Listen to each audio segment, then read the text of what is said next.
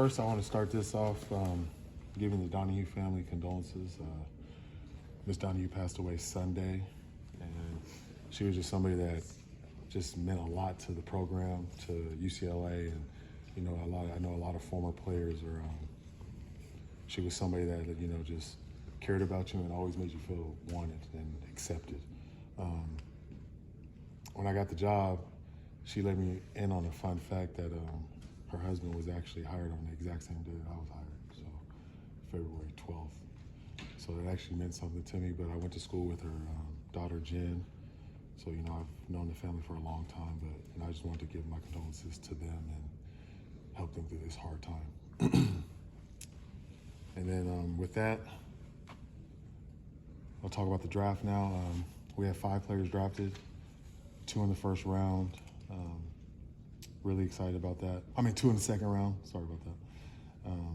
And then to come after that, it was Kane, Jay, and Maliki.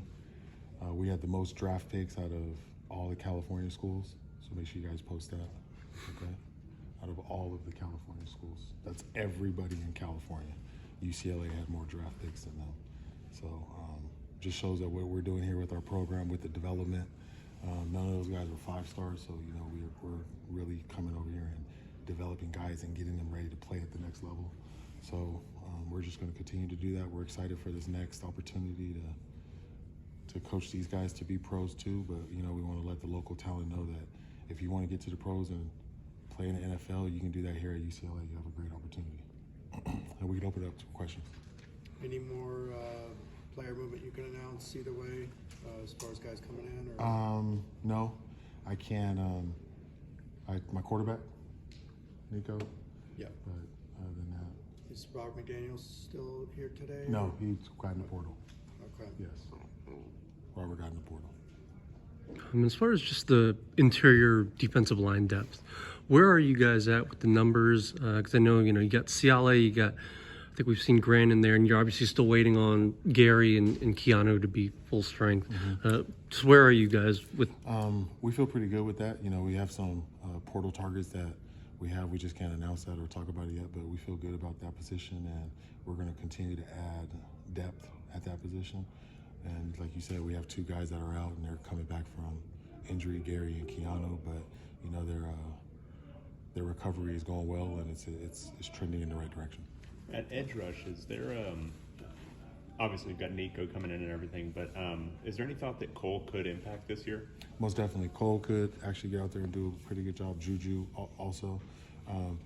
It's just good that the numbers might be a little thin right now, but the young guys are getting reps, and they're getting reps against quality offensive linemen. So we'll be able to see if they actually can contribute and help us out during the season. What's the format for the showcase on Saturday? Very similar to last year. We'll just come out there and be a practice in the Rose Bowl, do a lot of competition stuff, but still be able to get some work done. DeShaun, going later, you guys are one of the few schools that's still practicing right now, obviously with the portal window, what it is. What is the benefit of that? What do you think is maybe the disadvantages to being later? I know you're on a different, academic calendar too. Yeah, it's just a calendar for us. I don't think there's any benefit or anything that's hindering us from this. I kind of like where it is. I wouldn't want to start before spring break and then go on break and then come back and finish. So I kind of like just doing it all in a row, but it's just the nature of the beast. But hopefully this last portal won't last. Maybe we'll get rid of that, so then it won't be as bad. Chip did that 1 year or 2 years where you guys did it early and then late. Was there something you didn't like about that experience? Well, actually last year I did one practice, but all meetings last year just to do that. But it's just, I kind of fall back on how I was as a player, and I didn't like going on vacation and coming back and having to turn it up, Yeah. So. Come on, guys. That's it. Let's talk more about Tino. Obviously, he's going to be a big part of what you do on offense. What have you seen from him, and what are you liking there as far as what he's bringing? Just the balance. I feel like my offense is very balanced right now. we were able to get the ball to our outside guys. Our tight ends are doing a good job also, and we'll be able to run the ball. So I feel very confident about the boys up front and protecting and running the rock. So I'm just looking forward to guys staying healthy and continue to build camaraderie. And building off Tino, how do you think Luke's handled the past week of reps and going into this final week? He's doing a good job.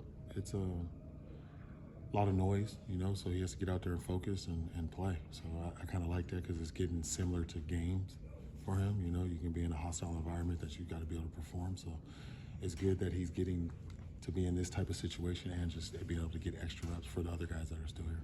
And handling that noise, how do you think just the overall teams handled themselves from a professional standpoint, knowing that, this is that time of the year where they might have some guys coming in at their position?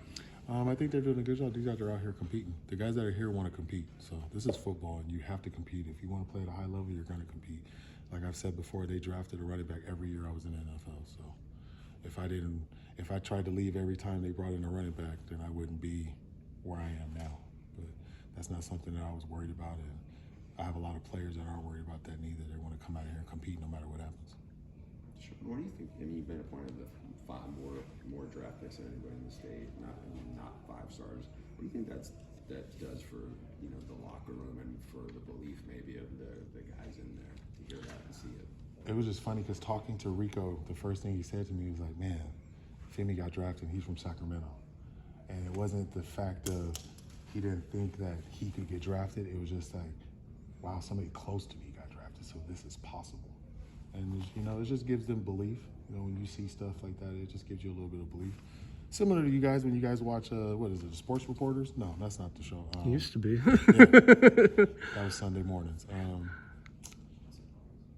What's the? Outside the lines. No, not Outside the Lines. The show where they Around the horn. Around the Horn, exactly. No, we don't want to be on that. It's similar to that, but I guess you guys don't want to do that. PTI. I'll give you PTI. Okay, I'll give you PTI. But yeah, it's just something that we want our players to just understand that, just trust us and let us develop you, and you have an opportunity to play in the NFL. Thank you. All right, thank you. Thank you. Appreciate it.